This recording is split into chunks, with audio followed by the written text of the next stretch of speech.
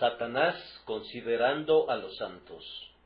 Y Jehová dijo a Satanás: ¿No has considerado a mi siervo Job? Job 1:8. Cuán verdaderamente inciertas son todas las cosas terrenales. Cuán insensato sería el creyente que se hiciera su tesoro en cualquier otro lugar excepto en el cielo. La prosperidad de Job prometía toda la estabilidad que puede ser prometida bajo la luna. El hombre tenía a su alrededor, sin duda, un vasto grupo de devotos y apegados sirvientes. Había acumulado riquezas del tipo que no ven despreciado súbitamente su valor. Tenía bueyes y asnas y ganado. No necesitaba ir a los mercados, ni a las ferias, ni comerciar con sus bienes para adquirir alimentos o ropa, pues desarrollaba procesos agrícolas a gran escala en su hacienda y posiblemente cultivaba dentro de su territorio todo lo que su casa requería. Sus hijos eran lo suficientemente numerosos para prometer una larga línea de descendencia. Su prosperidad no necesitaba nada más para consolidarse. Había llegado a su nivel de marea alta. ¿Dónde se encontraba la causa que la hiciera bajar? Allá arriba, más allá de las nubes, donde el ojo humano no puede ver, se estaba desarrollando una escena que no presagiaba ningún bien para la prosperidad de Job. El espíritu del mal estaba frente a frente con el espíritu infinito de todo bien. Una extraordinaria conversación tuvo lugar entre estos dos seres. Cuando fue llamado para dar cuentas de sus actividades, el maligno se jactó que había recorrido toda la tierra, insinuando que no había encontrado ningún obstáculo para su voluntad y que no había descubierto a nadie que se opusiera a sus libres movimientos ni a las acciones acordes con su voluntad. Había marchado por doquier como un rey lo hace en sus propios dominios, sin ser obstaculizado ni retado. Cuando el grandioso Dios le recordó que había al menos un lugar donde su poder no era reconocido, es decir, en el corazón de Job, que había un hombre que estaba firme como un castillo inexpugnable, guarnicionado por la integridad y mantenido con perfecta lealtad como la posesión del Rey del cielo, el maligno desafió a Jehová para que probara la fidelidad de Job, diciéndole que la integridad del patriarca se debía a su prosperidad, que él servía a Dios y evitaba el mal por siniestros motivos, pues había descubierto que su conducta era rentable para él. El Dios del cielo aceptó el reto del maligno y le dio permiso para quitarle todas las misericordias que sostenían la integridad de Job, según afirmaba él, y derribar todas las obras exteriores y los apoyos, para ver si la torre se sostendría por su propia fuerza inherente, sin necesidad de todo eso. A consecuencia de esto, toda la riqueza de Job desapareció en un negro día, y no le quedó ni un solo hijo que le susurrara consuelo. Una segunda entrevista tuvo lugar entre el Señor y su ángel caído. Job fue nuevamente el tema de conversación, y el grandioso Dios, desafiado por Satanás, le permitió que inclusive le tocara su hueso y su carne, de manera que el príncipe se convirtió en algo peor que un pobre, y aquel que era rico y feliz se volvió pobre y desdichado, herido con una sarna maligna desde la planta del pie hasta la coronilla de la cabeza, necesitando con vehemencia rascarse con un miserable tiesto para obtener un poco de alivio para su dolor. Veamos en esto la mutabilidad de todas las cosas terrenas, porque Él la fundó sobre los mares, es la descripción que hace David de esta tierra, y si está fundada sobre los mares, ¿se pueden sorprender que cambie a menudo? No pongan su confianza en ninguna cosa bajo las estrellas. Recuerden que la palabra cambio está escrita en la frente de la naturaleza. No digan, por tanto, estoy afirmado como monte fuerte, no seré jamás conmovido. La mirada del ojo de Jehová puede sacudir tu monte y convertirlo en polvo. El toque de su pie puede convertirlo como el Sinaí, derretirlo como cera, envolverlo completamente en humo. Buscad las cosas de arriba, donde está Cristo sentado a la diestra de Dios, y pongan su corazón y su tesoro, donde ni la polilla ni el orín corrompen, y donde ladrones no minan ni hurtan. Las palabras de Bernardo pueden instruirnos aquí. Ese es el principal y verdadero gozo que no puede ser concebido por la criatura, sino que debe ser recibido del Creador, el cual, una vez tomando posesión de él, nadie puede arrebatarles. Comparado con él, todo otro placer es un tormento, todo gozo es aflicción, las cosas dulces son amargas, toda gloria es vileza, y todas las cosas deleitables son despreciables. Sin embargo, este no es mi tema el día de hoy. Acepten todo lo anterior como una simple introducción a la parte principal de nuestro sermón. Jehová dijo a Satanás: ¿no has considerado a mi siervo Job?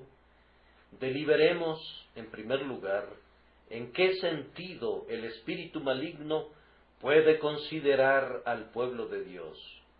En segundo lugar, veamos qué es lo que considera acerca de ellos, y luego, en tercer lugar, obtengamos consuelo por medio de la reflexión que uno que está muy por encima de Satanás nos considera en un sentido más elevado. En primer lugar, entonces, ¿en qué sentido puede Satanás considerar al pueblo de Dios? Ciertamente no en el significado bíblico usual del término considerar. Oh Jehová, mira mi aflicción, considera mi gemir. Bienaventurado el que piensa en el pobre. Tal consideración implica buena voluntad y una inspección cuidadosa del objeto de benevolencia con miras a una sabia distribución del favor. En ese sentido, Satanás nunca considera a nadie. Si tiene alguna benevolencia, debe ser hacia sí mismo, pero todas sus consideraciones de otras criaturas son del tipo más malintencionado. Ningún destello meteórico de bien vuela a lo largo de la negra medianoche de su alma. Tampoco nos considera como se nos dice que consideremos las obras de Dios, esto es, con el objeto de obtener instrucción relativa a la sabiduría y al amor y a la bondad de Dios. Satanás no honra a Dios por lo que ve en sus obras o en su pueblo.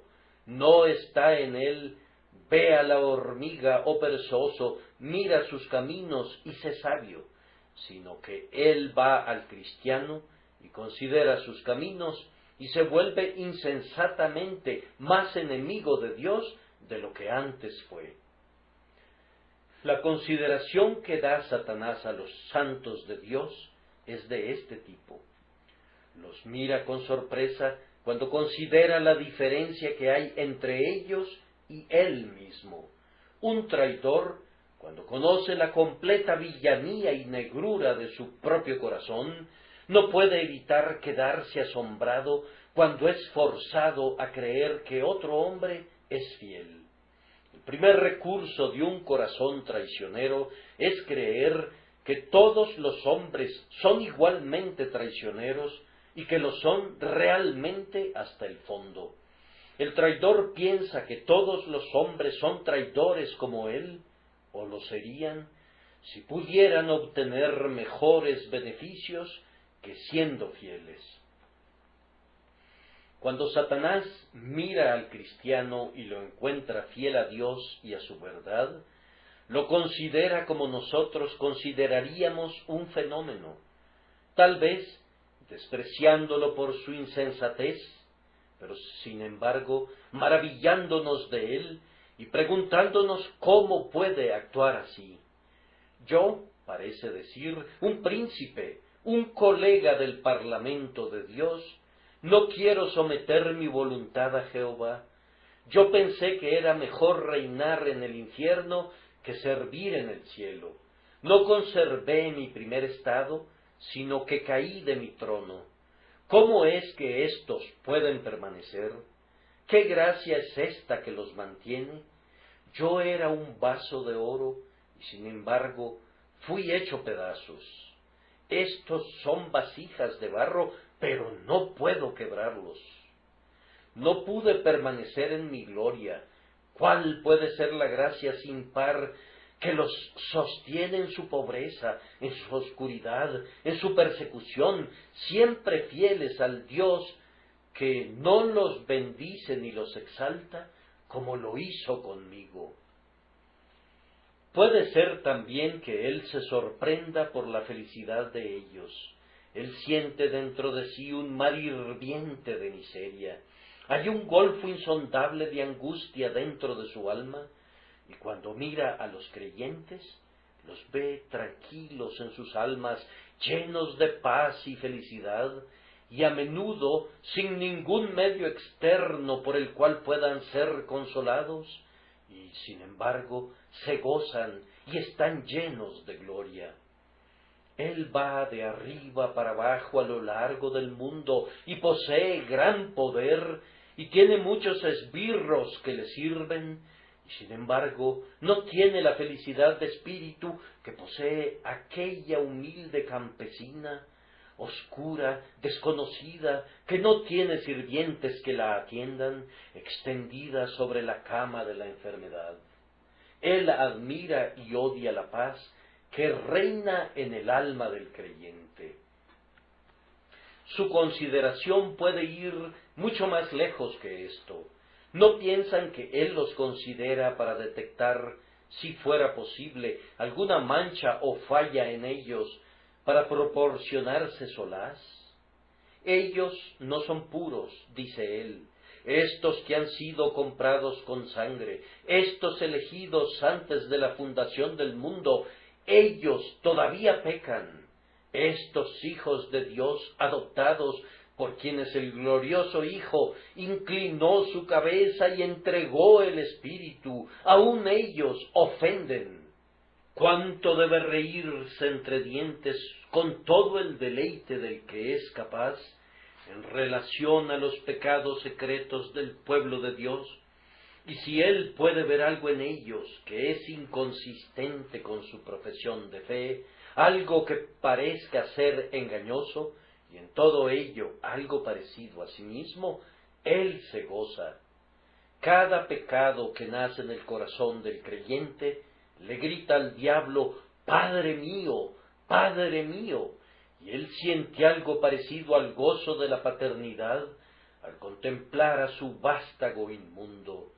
Él ve al viejo hombre en el cristiano y admira la tenacidad con la que mantiene su dominio, la fuerza y vehemencia con las que forcejea por la victoria, la astucia y la maña con las que una y otra vez, a intervalos establecidos, en las oportunidades convenientes, emplea toda su fuerza. Él considera nuestra carne pecaminosa y la convierte en uno de los libros en los que lee diligentemente.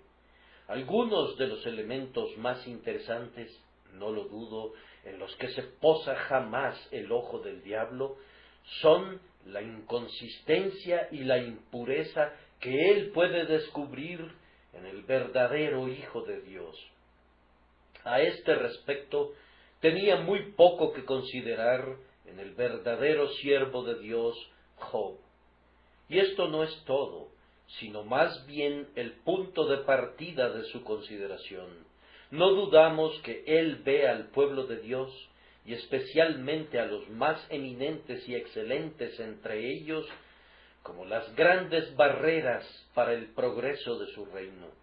Y así como el ingeniero, cuando proyecta hacer un ferrocarril, mantiene su ojo muy fijo en las colinas y en los ríos, y especialmente en la gran montaña a través de la cual tomará muchos años cavar laboriosamente un túnel, así Satanás, contemplando sus varios planes para adelantar su dominio en el mundo, considera de manera importante a tales hombres como Job.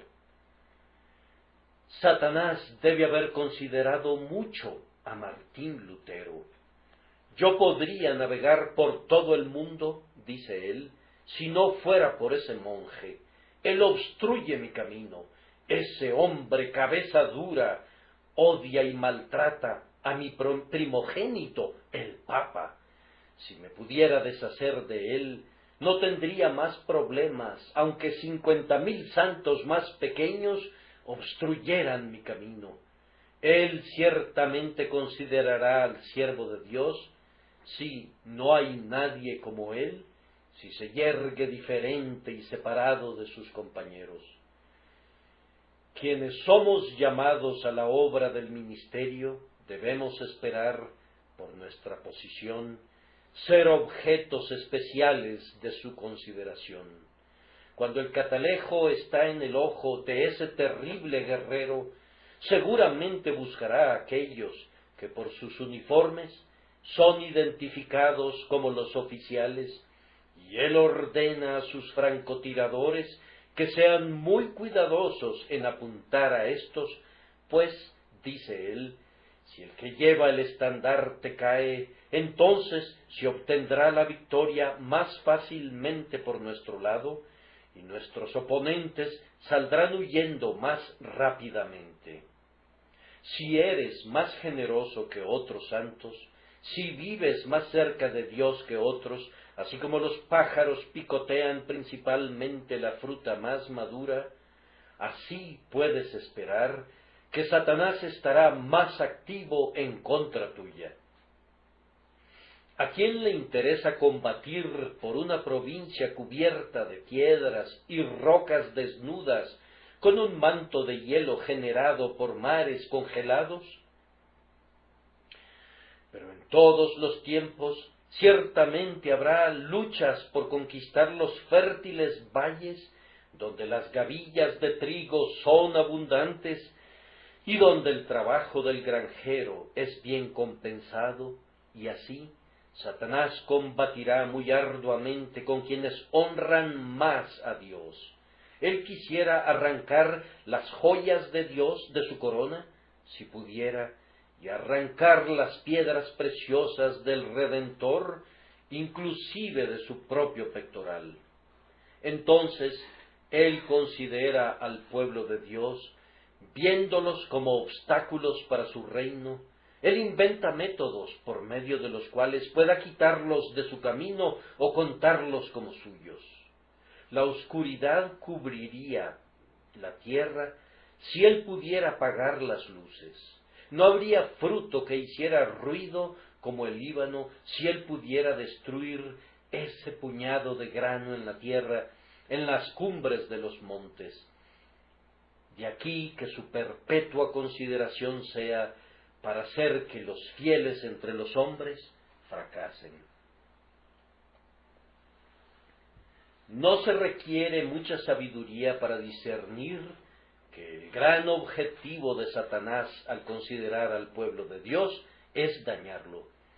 Yo difícilmente creo que él espera destruir a los verdaderamente elegidos y comprados con su sangre, a los herederos de la vida. Mi opinión es que él es demasiado buen teólogo para eso. Él ha sido frustrado tan a menudo cuando ha atacado al pueblo de Dios, que difícilmente puede pensar que podrá destruir a los elegidos, pues ustedes recuerdan que los sabios que están tan cercanamente relacionados con él dijeron a Amán relativo a esto: si de la descendencia de los judíos es ese Mardoqueo delante de quien has comenzado a caer, no lo vencerás, sino que caerás, por cierto, delante de él.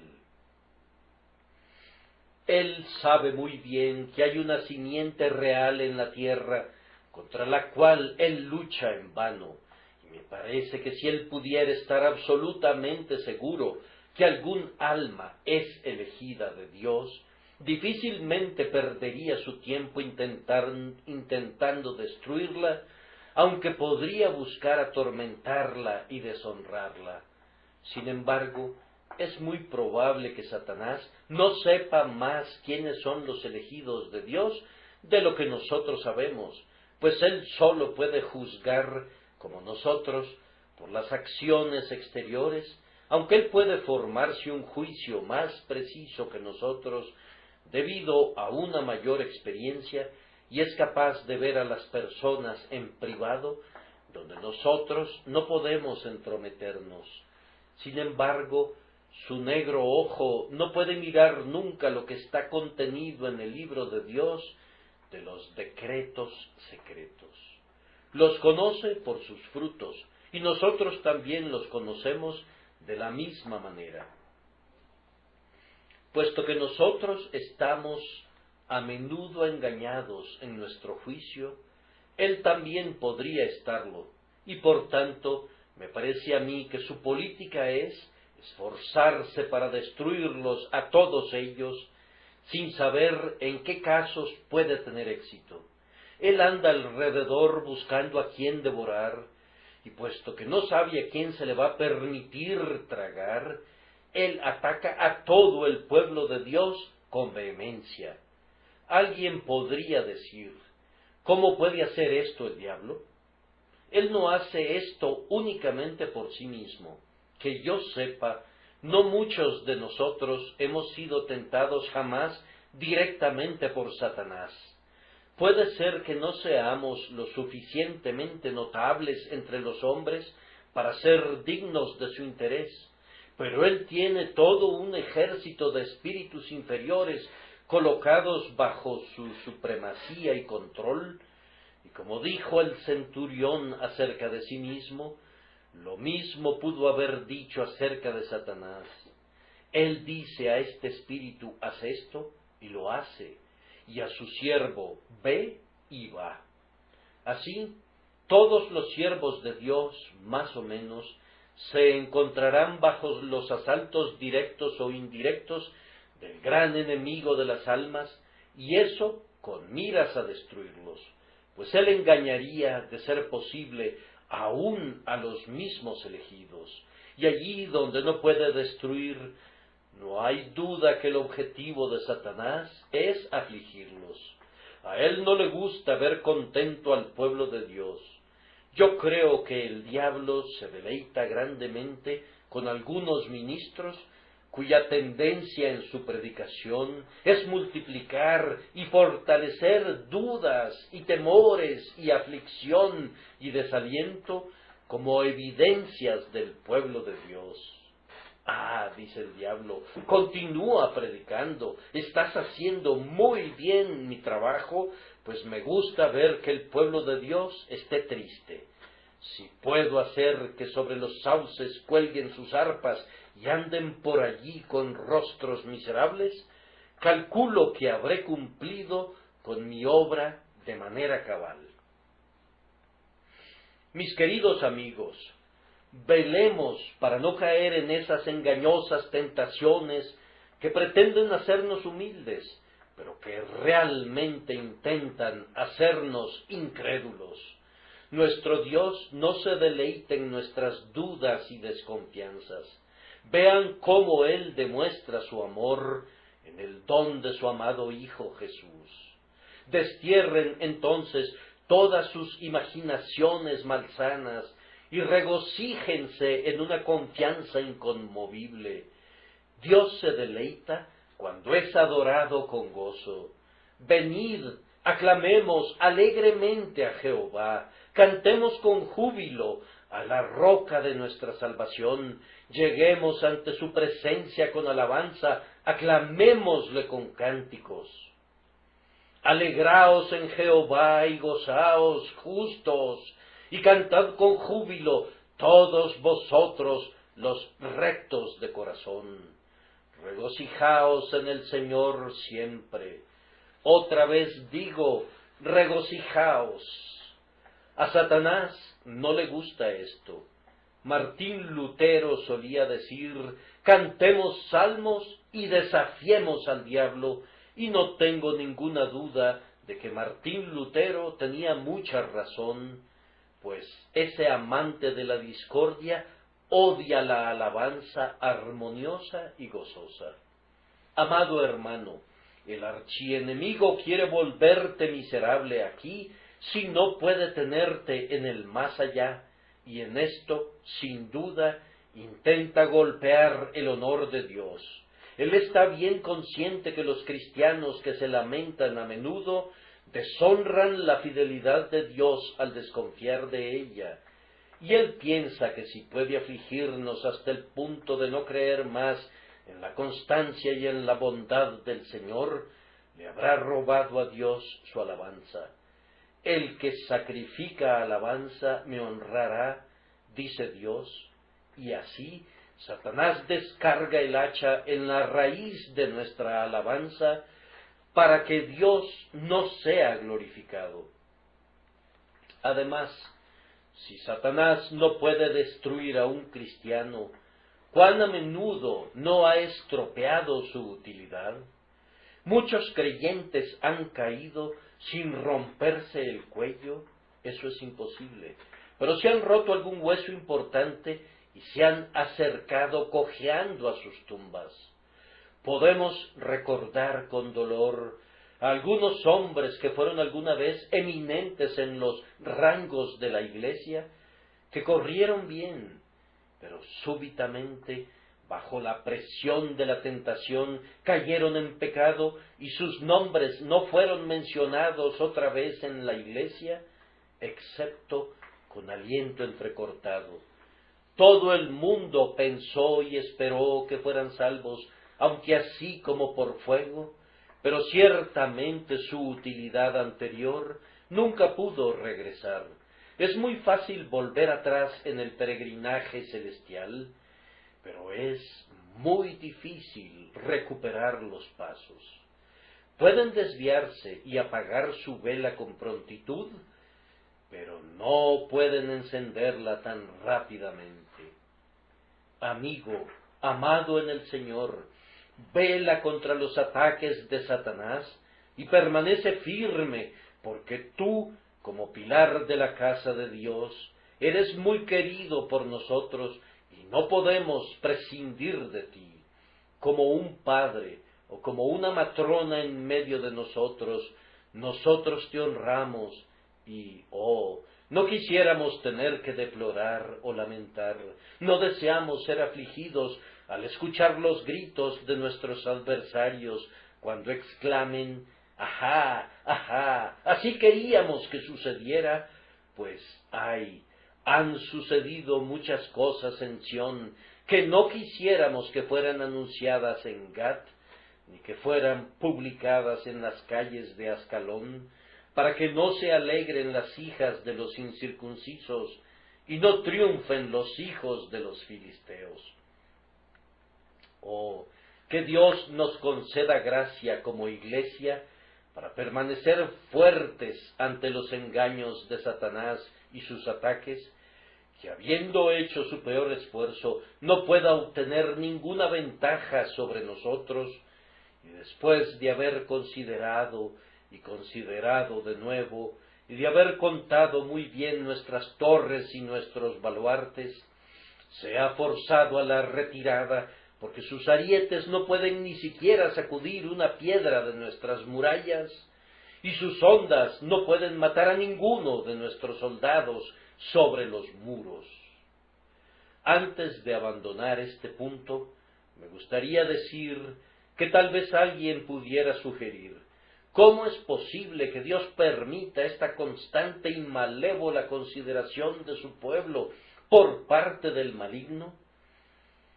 Indudablemente, una respuesta es que Dios sabe lo que es para su propia gloria y que no da cuentas a nadie sobre estos asuntos, que habiendo permitido el libre albedrío y habiendo dado lugar por alguna razón misteriosa a la existencia del mal, no parecería acorde con estos hechos destruir a Satanás, sino que él le da poder para que sea una justa pelea mano a mano entre el pecado y la santidad, entre la gracia y la astucia. Además, debemos recordar que, incidentalmente, las tentaciones de Satanás sirven al pueblo de Dios. Fenelón dice que son la lima con la que quitamos mucho de la herrumbre de la confianza en nosotros mismos, y puedo agregar que son los horribles sonidos en los oídos del centinela que seguramente lo mantendrán despierto.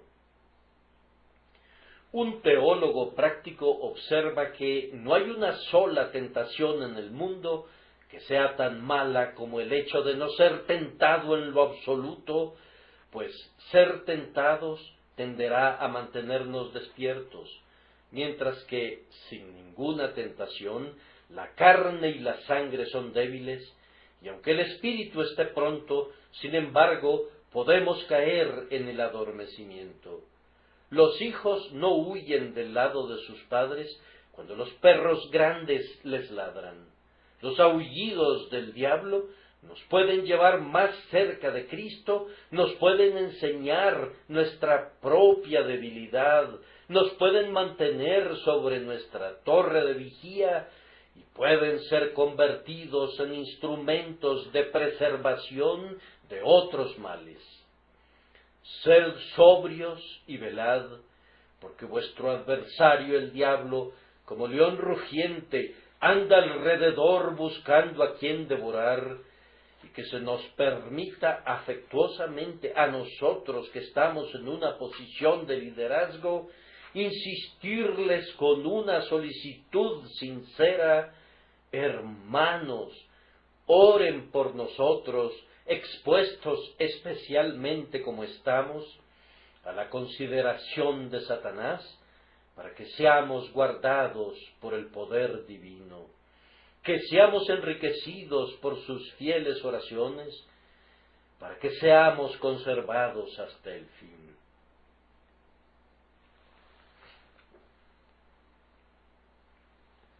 En segundo lugar, ¿qué es lo que Satanás considera para causar daño al pueblo de Dios?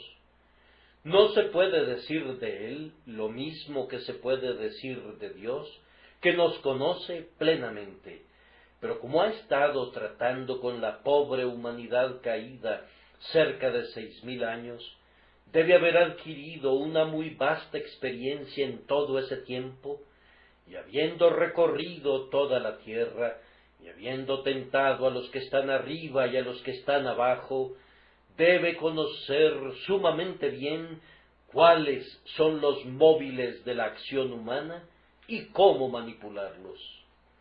Satanás observa y considera, primero que nada, nuestras debilidades especiales. Nos mira de arriba a abajo, justamente de la manera como acabo de ver a un comerciante de caballos que lo hacía con un caballo, y pronto descubre dónde somos deficientes. Yo, un observador común, podría pensar que el caballo es sumamente bueno al verlo correr hacia arriba y hacia abajo del camino, pero el experto ve lo que yo no puedo ver, y él sabe cómo manejar a la criatura exactamente en aquellos lugares especiales y en aquellos puntos donde pronto descubre cualquier falla oculta. Satanás sabe cómo mirarnos y evaluarnos desde la cabeza hasta el talón del pie, de tal forma que dirá de este hombre, su debilidad es la lujuria, o de ese otro, tiene un temperamento irascible, o de este otro, él es orgulloso, o de ese otro, él es un perezoso. El ojo malicioso es muy rápido para percibir cualquier debilidad, y la mano de la enemistad pronto se aprovecha de ella. Cuando un espía encuentra un punto débil en la pared de nuestro castillo, se ocupa de inmediato en plantar el ariete y comienza su sitio. Tú podrás esconder tu debilidad aún frente ante tu mejor amigo, pero no la podrás esconder ante tu peor enemigo. Él tiene ojos de lince y detecta en un instante la juntura de tu armadura. Él anda rondando alrededor con un fósforo en la mano, y aunque creas que has cubierto toda la pólvora de tu corazón, él sabe cómo encontrar una ranura para colocar allí su fósforo, y te hará mucho mal, a menos que lo prevenga la eterna misericordia. Él pone también mucho cuidado en considerar nuestros estados de ánimo. Si el diablo nos atacara cuando nuestra mente está en una cierta condición, seríamos un rival muy fuerte para él. Él sabe esto y rehúsa el encuentro. Algunos hombres son más débiles ante la tentación cuando están angustiados y desesperados. El maligno los asaltará entonces en ese momento. Otros estarán más expuestos al fuego cuando están jubilosos y llenos de alegría. Entonces, en ese momento, el diablo restregará su chispa contra la madera. Ciertas personas, cuando son muy vejadas y arrojadas de un lado al otro, pueden ser conducidas a decir casi cualquier cosa, y otros, cuando sus almas son como aguas perfectamente plácidas, están precisamente en la condición de ser navegadas por los barcos del diablo.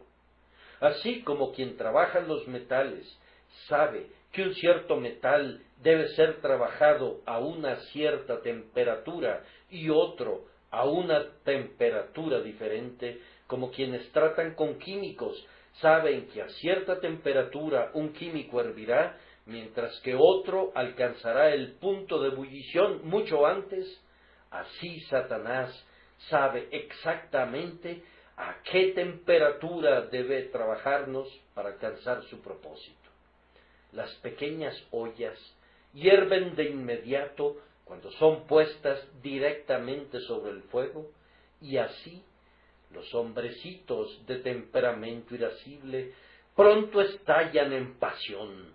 Los barcos más grandes requieren más tiempo y más carbón antes que sus calderas hiervan, pero cuando llegan a hervir, lo hacen de tal manera que no se puede olvidar que hierven, ni puede abatirse pronto su fuego. El enemigo, como un pescador, vigila al pez y adapta la carnada a su presa, y sabe en qué estaciones y en qué tiempos es más probable que muerda el pez. Este cazador de almas viene a nosotros cuando estamos descuidados, y a menudo somos atrapados en una falta o sorprendidos en una trampa a causa de un descuidado estado mental.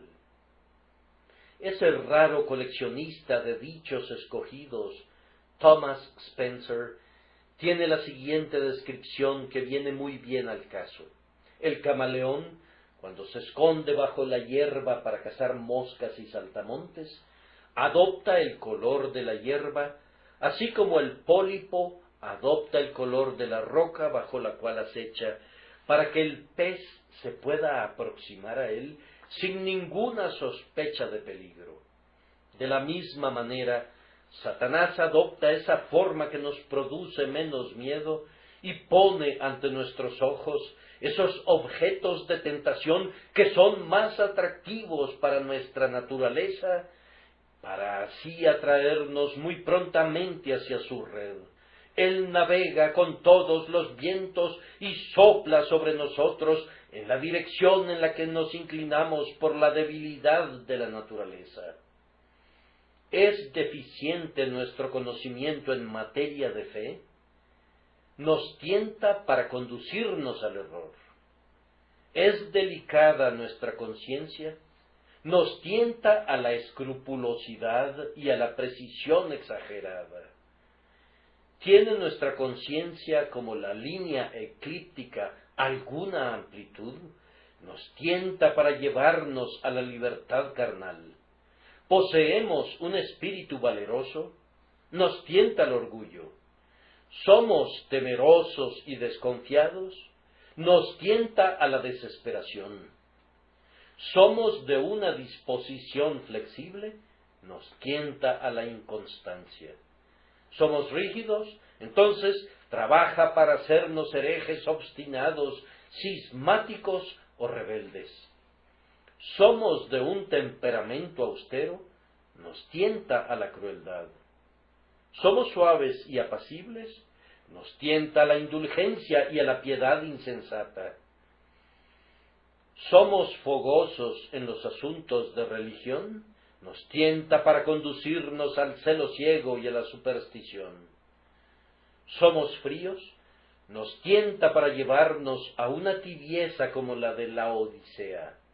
Así coloca sus trampas para que de una forma u otra pueda tendernos el lazo. También pone cuidado en considerar nuestra posición entre los hombres. Hay unas cuantas personas que son más fácilmente tentadas cuando están solas.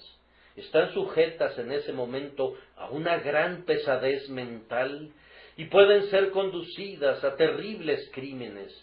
Tal vez la mayoría de nosotros estamos más inclinados a pecar cuando estamos en compañía de otros. En un determinado grupo nunca voy a ser llevado al pecado. En otro tipo de sociedad raramente me aventuraría. Muchos están tan llenos de ligereza, y quienes de nosotros poseen el mismo tipo de inclinación pueden apenas mirarlos en el rostro sin sentir activado el pecado que nos acecha. Y otros son tan sombríos que si se encuentran a un hermano del mismo molde, con toda seguridad, entre ellos inventarán un reporte negativo de la buena tierra. Satanás sabe cómo dominarte en el lugar donde eres más vulnerable a sus ataques. Él se echará encima de ti, abatiéndose como un ave de presa desde el cielo, desde donde ha estado vigilando para decidir el momento en que hará su descenso de golpe con probabilidad de éxito. Del mismo modo, ¿cómo considera nuestra condición en el mundo? Él mira a un hombre y dice, ese hombre tiene propiedades, no tiene caso que intente tales y tales artes con él. Pero aquí está este otro hombre, que es muy pobre, lo voy a atrapar en esa red. Luego, de nuevo, mira al hombre pobre y dice, bien, no puedo tentarlo a esta insensatez, pero voy a conducir al hombre rico hacia ella. Así como el cazador tiene un rifle para aves silvestres y otro tipo de rifle para venados y caza mayor, así Satanás tiene una diferente tentación para los diversos tipos de hombres. Yo supongo que la tentación de la reina nunca molestará a María la cocinera. Yo no supongo, por otro lado, que la tentación de María será jamás muy seria para mí. Probablemente ustedes podrían escapar de la mía. No pienso que pudieran, y yo algunas veces me imagino que podría soportar la de ustedes, aunque me pregunto si podría. Sin embargo, Satanás sabe exactamente dónde golpearnos y nuestra posición, nuestras capacidades, nuestra educación, nuestra ubicación en la sociedad, nuestro llamado, todos pueden ser puertas a través de las cuales Él podrá atacarnos. Ustedes que no tienen ningún llamado, están en un peligro especial. Me sorprende que el diablo no los trague de una vez. El hombre que con mayor probabilidad irá al infierno es el hombre que no tiene nada que hacer en la tierra. Digo eso seriamente. Yo creo que no le puede ocurrir un mayor mal a una persona que ser colocada donde no tiene ningún trabajo. Y si alguna vez yo me encontrara en una situación así, buscaría empleo de inmediato por temor de ser arrastrado por el maligno en cuerpo y alma. La gente ociosa tienta al diablo para que la tiente. Tenemos que tener algo que hacer. Mantengamos nuestras mentes ocupadas, pues si no es así, hacemos un espacio para el diablo. La diligencia no nos llenará de gracia, pero la falta de diligencia puede hacernos viciosos. Tengan siempre algo que hacer en el yunque o en el fuego, en los libros o en el trabajo o en sana recreación. Siempre quiero estar ocupado, pues Satanás también encuentra siempre algún mal que hagan las manos desocupadas. Eso nos enseñó Watts en nuestra niñez, y eso debemos creer en nuestra edad adulta. Libros o labores o las recreaciones que sean necesarias para la salud deberían ocupar todo nuestro tiempo, pues si me abandono a la indolencia como una vieja pieza de hierro, no me debe sorprender que me vuelva rumbroso por el pecado. Pero aún no he terminado. Satanás, cuando hace sus investigaciones, pone atención a todos los objetos de nuestro afecto. No dudo que cuando se acercó a la casa de Job, la observó tan cuidadosamente como lo hacen los ladrones con una joyería cuando intentan introducirse a ella. Muy astutamente toman nota de cada puerta, ventana y cierre, y no dejan de mirar las casas vecinas, pues a lo mejor tendrán que alcanzar el tesoro a través del edificio vecino. Así, cuando el diablo fue a rondar, tomando nota en su mente de toda la posición de Job, pensó para sí: están los camellos y los bueyes, y las asnas y los siervos. Sí, puedo usar todo eso admirablemente. Luego pensó: están las 3 hijas, están los 10 hijos que hacen banquetes, sabré dónde agarrarlos. Y si sólo puedo azotar la casa y derrumbarla cuando estén celebrando, eso afligiría la mente del padre muy severamente, pues dirá: oh, que hubieran muerto cuando estaban orando, en vez de morir cuando estaban comiendo y bebiendo vino. También registraré en el inventario, dice el diablo, a su esposa. Me atrevo a decir que la voy a necesitar. Y efectivamente así sucedió. Nadie hubiera podido hacer eso que hizo la esposa de Job. Ninguno de los siervos pudo haber dicho esa triste frase tan mezquinamente. O si la intención de ella era amable, nadie hubiera podido decirla con ese aire tan fascinante como lo hizo la propia esposa de Job.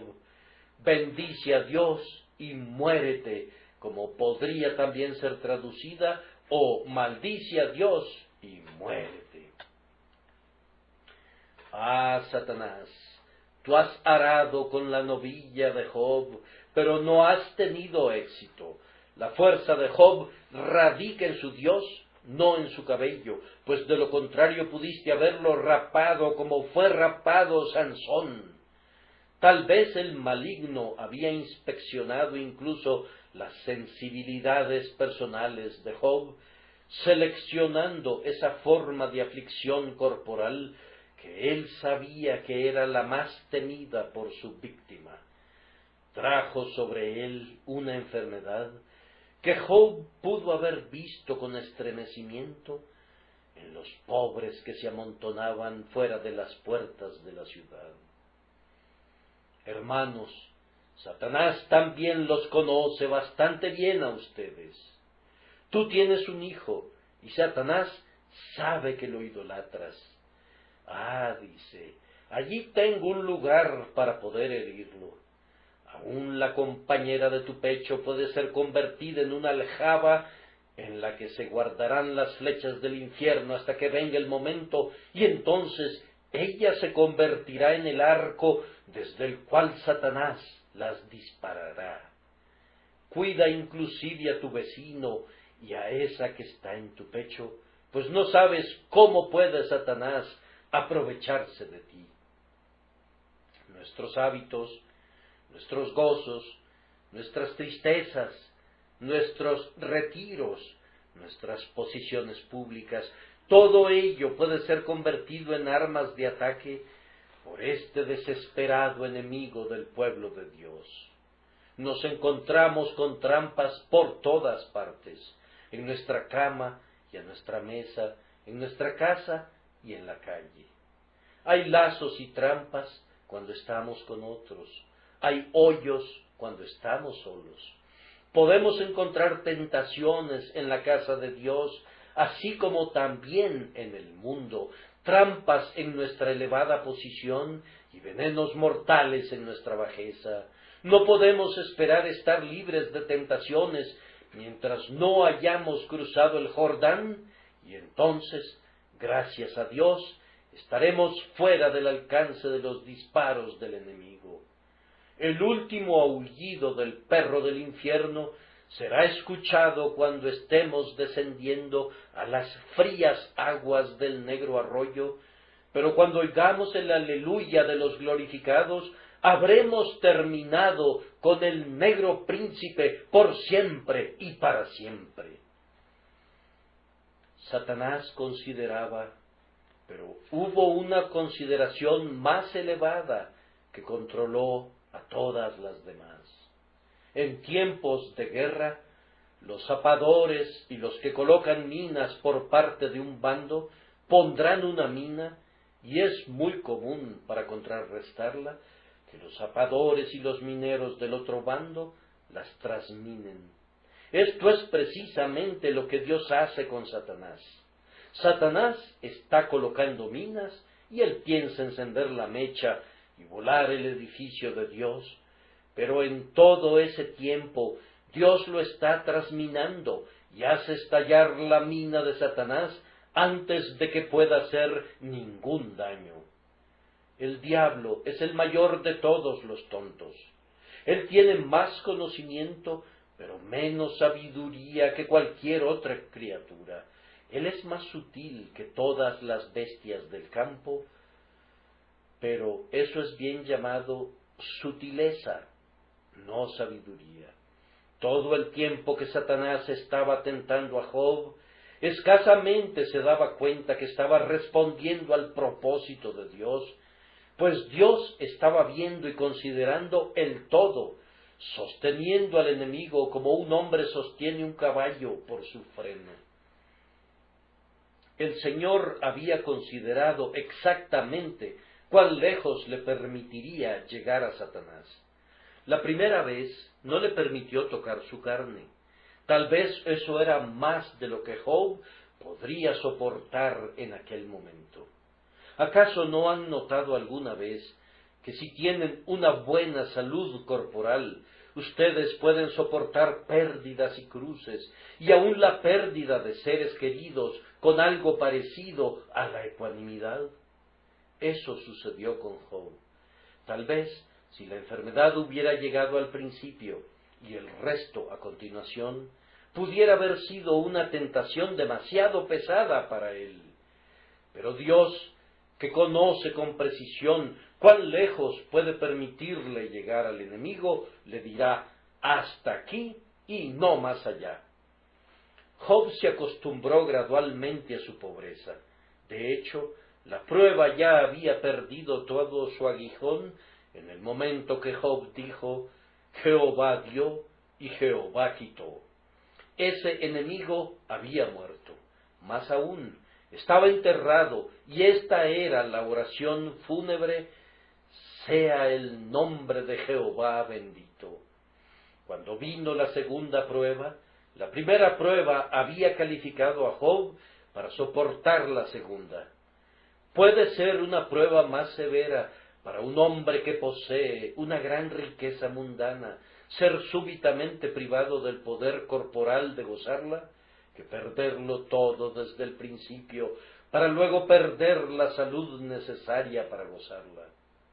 Habiéndolo ya perdido todo, casi podría haber dicho: doy gracias a Dios, porque ahora no tengo nada que disfrutar, y por tanto la pérdida del poder de gozarlo no es algo pesado. No tengo que decir: cómo desearía poder salir a mis campos y cuidar a mis siervos, pues todos ellos están muertos. No deseo ver a mis hijos, todos ellos han muerto y han partido, y yo estoy agradecido que así fue. Mejor así, en lugar de que vean a su pobre padre sentado en un estercolero como este. Él podría haber estado casi contento si su esposa hubiera partido también, pues ciertamente ella no fue una bendición especial al ser conservada, y posiblemente si hubiera tenido a todos sus hijos alrededor suyo, podría haber sido una prueba más dura de lo que era. El Señor que pesa los montes con balanza había medido el dolor de su siervo. ¿Acaso el Señor no había también considerado cómo debía sostener a su siervo bajo la prueba? Amados, ustedes no saben cuán benditamente nuestro Dios derramó el aceite secreto sobre el fuego de la gracia de Job, mientras el diablo estaba arrojando baldes de agua sobre él. Él se dijo a sí mismo: si Satanás hace mucho, yo haré más. Si él quita mucho, yo daré más. Si él tienta al hombre para que maldiga, yo lo llenaré de tanto amor a mí que me bendecirá. Yo lo ayudaré, yo lo fortaleceré, sí, yo lo sostendré con la diestra de mi justicia. Cristiano, toma esos dos pensamientos y ponlos bajo tu lengua como una oblea hecha con miel. Tú nunca serás tentado sin el expreso consentimiento salido del trono donde Jesús intercede, y por otro lado, cuando Él lo permite, junto con la tentación, Él te dará la vía de salida o te dará gracia para que permanezcas firme bajo esa tentación. A continuación, el Señor consideró cómo santificar a Job mediante esta prueba. Job fue un hombre mucho mejor al final de la historia de lo que era al principio. Él era un varón perfecto y recto al principio, pero había un poco de orgullo a su alrededor. Nosotros somos unas pobres criaturas para atrevernos a criticar a un hombre como Job, pero todavía había en él un leve rocío de justicia propia. Yo lo pienso, y sus amigos lo expresaron. Elifaz y Sofar dijeron tantas cosas irritantes que el pobre Job no pudo evitar responder con palabras fuertes acerca de sí mismo, que fueron más bien demasiado fuertes, uno diría. Había un exceso de autojustificación. Él no era orgulloso como lo somos algunos de nosotros, orgullosos por algo que es muy poco. Job tenía mucho de qué estar orgulloso, hasta donde el mundo lo hubiera permitido, pero, sin embargo, allí estaba la tendencia de ser exaltado con todo ello, y aunque el diablo no lo sabía, tal vez, si lo hubiera dejado en paz, ese orgullo pudiera haberse convertido en semilla y Job pudo haber pecado. Pero el diablo tenía tanta prisa que no permitió que la mala semilla madurara, sino que se apresuró a cortarla, y eso fue el instrumento del Señor para traer a Job a un estado de mente más humilde y consecuentemente más seguro y bendito. Además, observen cómo Satanás fue un lacayo del Todopoderoso. Job, durante todo ese tiempo, estaba siendo capacitado para que ganara una recompensa mayor. Toda su prosperidad no es suficiente. Dios ama tanto a Job que tiene la intención de darle el doble de propiedades, tiene la intención de darle hijos nuevamente, quiere convertirlo en un hombre más famoso que antes, un hombre cuyo nombre resonará a través de todas las edades, un hombre del que hablarán todas las generaciones. Él no será el hombre de la tierra de Uz, sino un hombre del mundo entero. No sabrán de él solo un puñado de vecinos, sino todos los hombres oirán de la paciencia de Job en la hora de la tribulación. ¿Quién hará esto?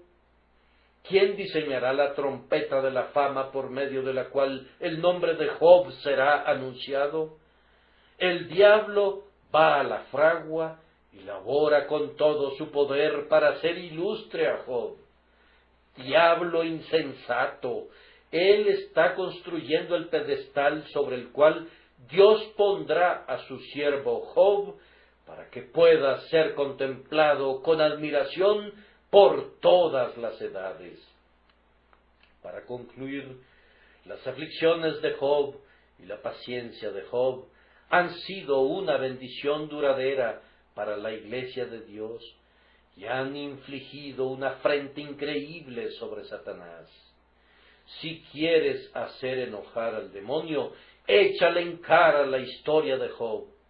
Si tú deseas que tu propia confianza sea sustentada, que Dios, el Espíritu Santo, te conduzca a la paciencia de Job. Oh, cuántos santos han sido consolados en su angustia por esta historia de paciencia. Cuántos han sido rescatados de las fauces del león y de la pezuña del oso por las oscuras experiencias del patriarca de Uz. Oh archienemigo, cómo eres atrapado en tu propia red. Tú has tirado una piedra que ha caído en tu propia cabeza. Cavaste un hoyo para Job y tú mismo caíste en él. Has sido enredado en tu propia astucia. Jehová ha hecho insensatos a los sabios y a los adivinos los ha vuelto locos. Hermanos, entreguémonos en la fe al cuidado y la protección de Dios.